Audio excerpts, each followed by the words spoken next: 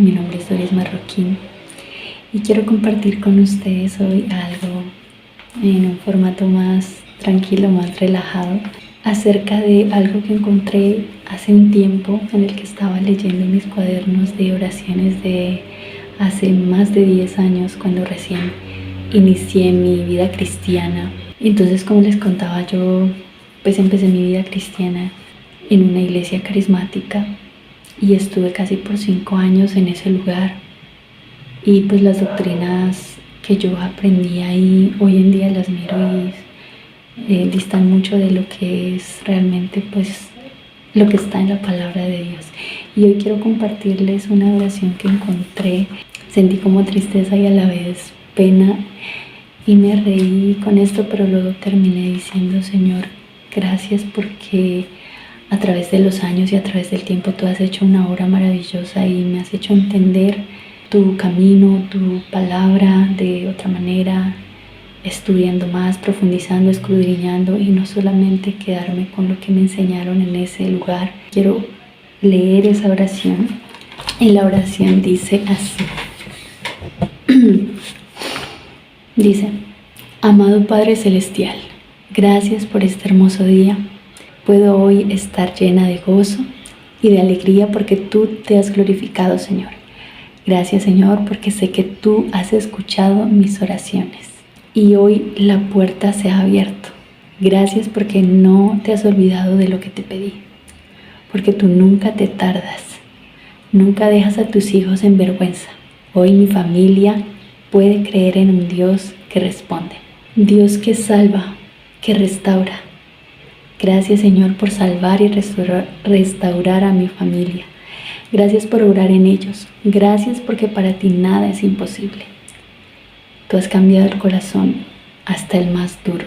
Ha sido cambiado. Gracias, Señor, por tu fidelidad. Gracias por tu amor, tu misericordia. Gracias por el ministerio que me has dado. Tengo un equipo con el cual puedo conquistar.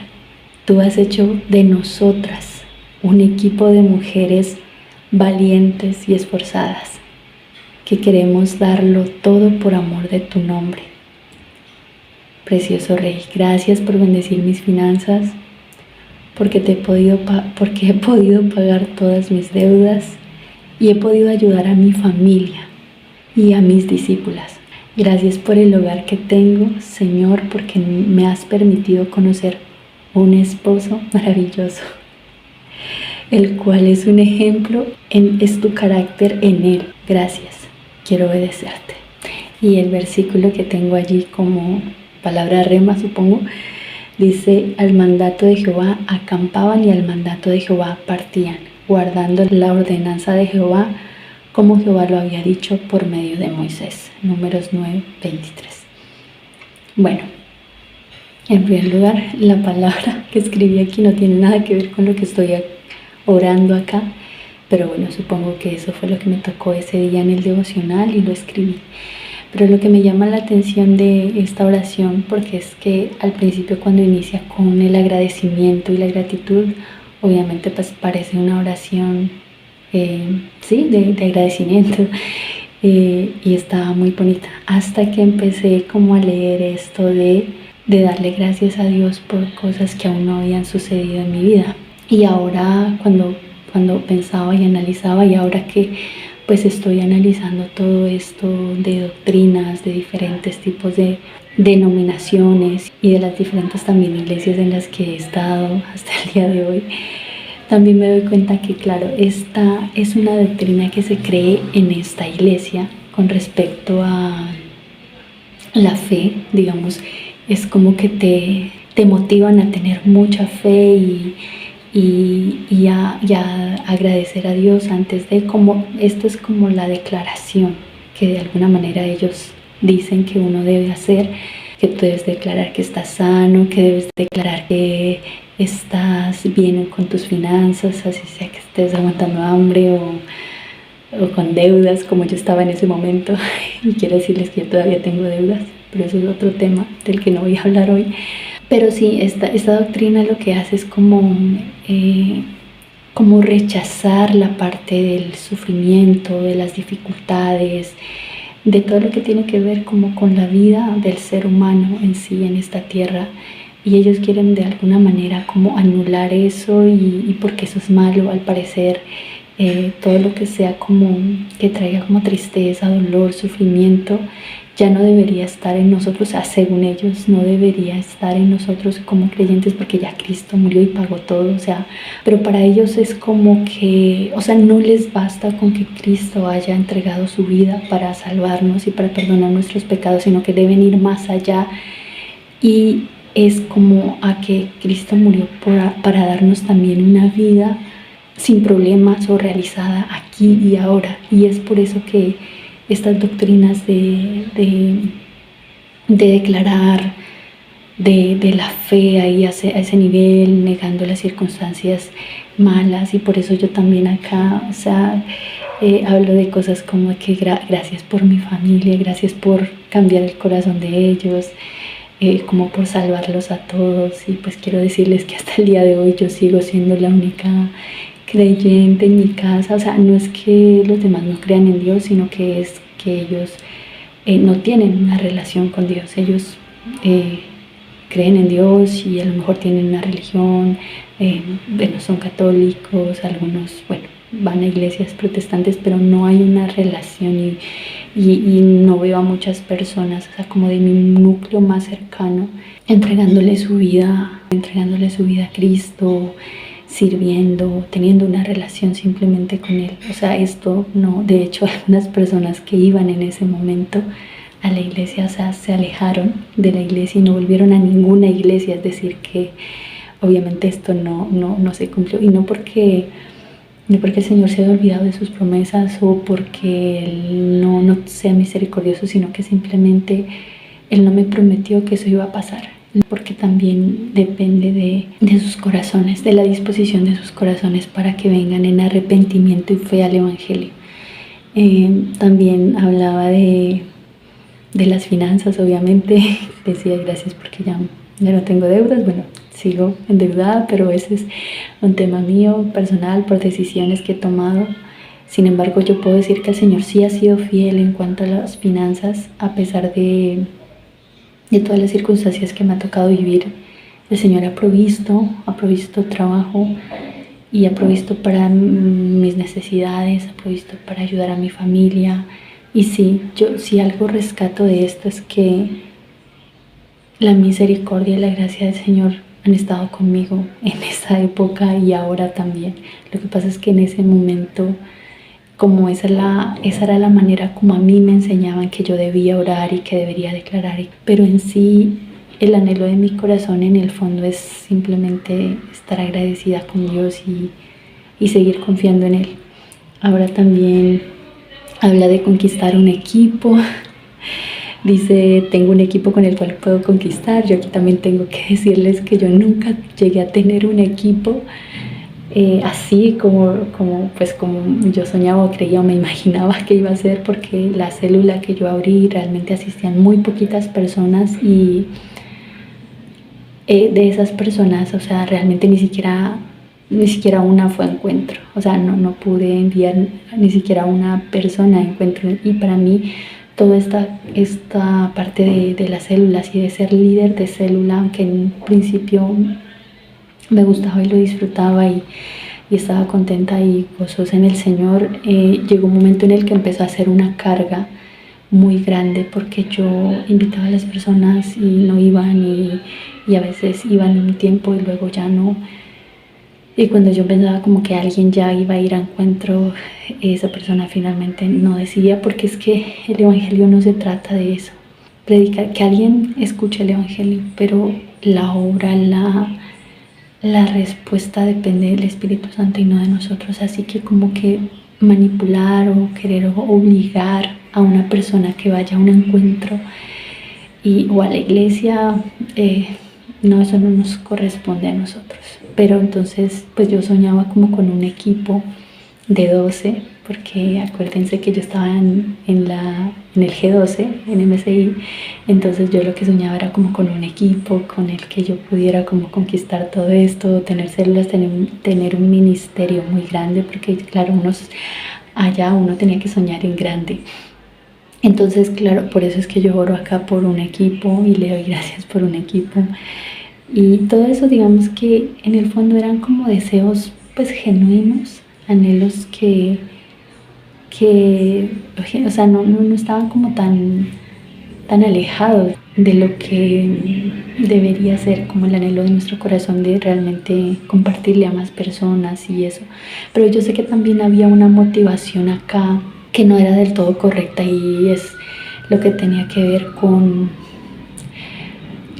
un deseo de yo querer ser parte del grupo de alabanza. Y aunque no está mal, y es un deseo que yo todavía tengo, pero yo en ese momento pues era muy joven, y lo que yo más que todo soñaba era como por alcanzar ese sueño, ¿sí? Porque pues de alguna manera se convierte en un sueño el tú estar en una plataforma y que no sé, que te admiren o te conozcan, o tener ese reconocimiento. De alguna manera sí, eso era lo que yo quería.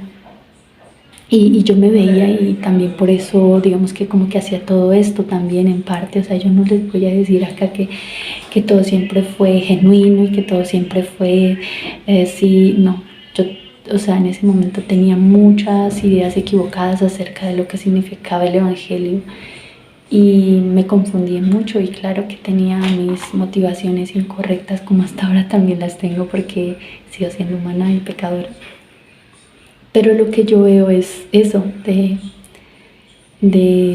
ese deseo de cumplir, de alcanzar algo, y por eso me preocupaba tanto como por el ministerio, y eso era lo que yo quería. Y bueno, acá también pues habla de ayudar a mi familia, que como digo, por la gracia de Dios lo he hecho, y a mis discípulas. Bueno, es que a las que eran como de tu grupo uno les decía discípulas, ¿no? Entonces así era como se llamaba. Y también dice, bueno, lo último también del esposo y todo esto, pues quiero decirles que todavía no ha llegado esa persona a mi vida, que me gustaría que sea así. Claro, por supuesto que me gustaría que sea un hombre que ame al Señor, que tenga su carácter.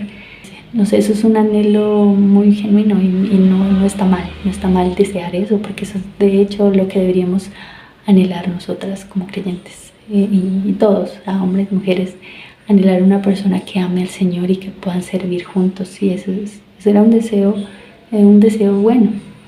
Pero acá lo que dice es como que gracias, porque yo ya me veía era a futuro, ¿no? Entonces, porque había que declarar y decir como las cosas que yo anhelo, o sea, ya las tengo. Y por eso también surge estas cosas que a lo mejor vemos de ir y tocar, no sé, un carro, una casa, o ir, si quieres, no sé, un lugar, una casa, un lote, ir y pisar y decir, yo declaro que esto va a ser mío. O sea, todas esas son ideas pues equivocadas acerca de lo que creemos del Evangelio y la palabra de Dios. Eso no es realmente el Evangelio, no es lo que Cristo quiere que nosotros hagamos como creyentes. Entonces hay pues una distorsión en todo esto, y sí me preocupa, claro, me preocupaba, o sea, que muchas personas siguen creyendo esto y siguen haciendo esto y creen que esto es el Evangelio, cuando realmente lo que significa el Evangelio es que Cristo vino por nosotros, murió, entregó su vida para salvarnos de la condenación eterna y para darnos vida eterna en Él, sin importar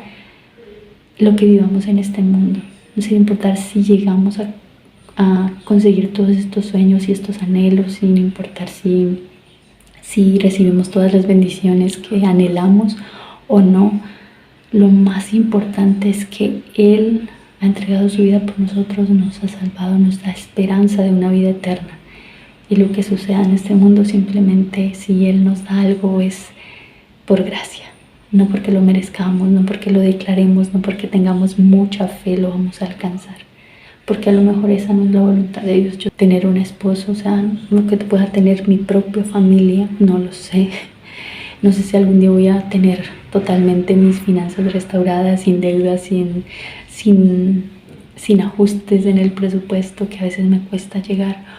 O no sé si algún día voy a tener un ministerio. O sea, no creo que sea obviamente como porque esto del G12 y todo, ya no estoy en esa doctrina, pero por ejemplo sí sueño con muchas cosas que yo quiero hacer como creyente, y es compartir el Evangelio, ser ejemplo para otras, jovencitas, sí, las que vienen detrás de mí, otras generaciones. Claro que me gustaría ser un ejemplo y claro que sí hay algo de eso en mi corazón y de hacer muchas cosas, pero no sé si el Señor quiere eso, si el Señor quiere darme una familia, si el Señor quiere usarme de otra manera.